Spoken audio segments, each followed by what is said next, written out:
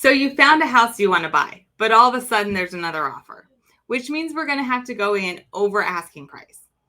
So how do we determine how much to go in over asking price and when's the house going to be worth what you're paying for it? We can help you with that. Because what we need to do is we need to take the emotional side out of this and put the business side into it. Just look at the facts. Just look at the numbers. So dare I bid over ask in this challenging market?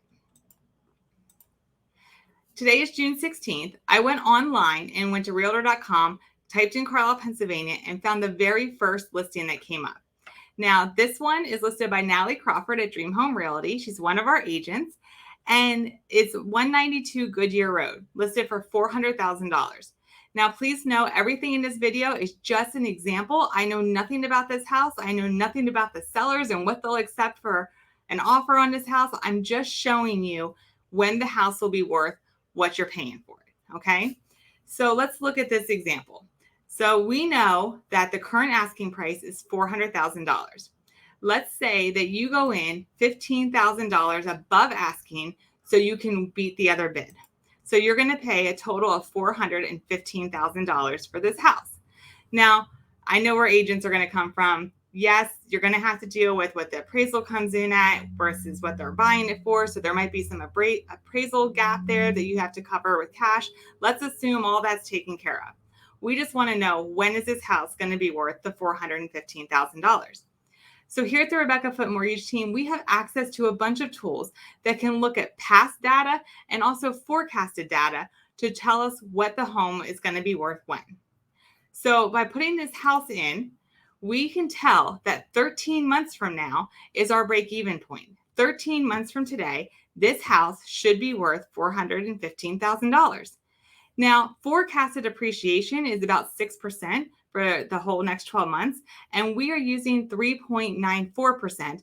So we're under what the forecasted appreciation is because we want to be conservative on this. And it's also the models are also taking into account our area. So it might take you 30 days, sometimes 45 or 60 to get to settlement.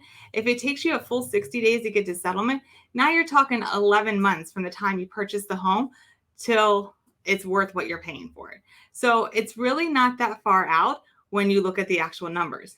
And 5 years from now, looking at appreciation and being conservative at that 3.94%, then you'll have another $85,000 in appreciation in the home. So that's huge.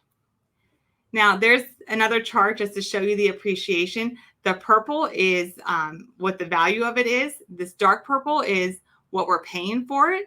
So you can see over time here how that's going to increase in value, just in a different format. Now, I know what you're thinking. Rebecca, if rates are coming down, then should I wait to buy?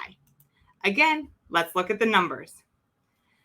So here we're using, again, small appreciations for 6 months, 1 year, and 2 years. So you can see how the value is going to increase over time.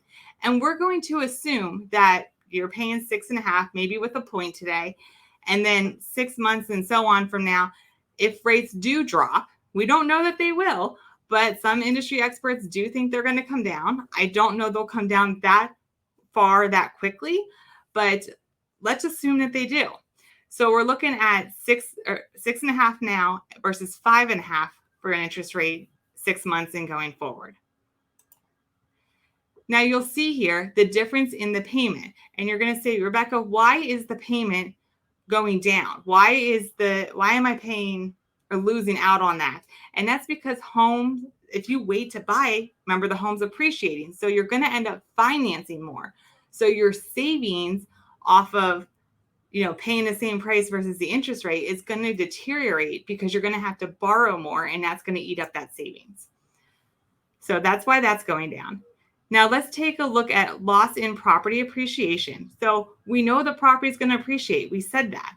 So in just 6 months' time, it's appreciating almost $7,200. In a year, about $9,500. And in 2 years, as much as $25,000. If you were to wait those 6 months, you can see that you're losing out on amortization in the loan for all of those. So you're looking at a total cost of waiting of $9,200 versus $13,000 at a year or $34,000 at 2 years. Now, okay, you might buy now and then refinance. So let's look at that. The cost to refinance, we're just estimating again, about $400 or $4,000 for a refinance. Your payment difference, so we know that the payment here over those 6 months would be $1,218. The 191 times, I'm sorry, that was 6 months. 203 times 6 months is $1,218. 191 times 12 months, $2,292.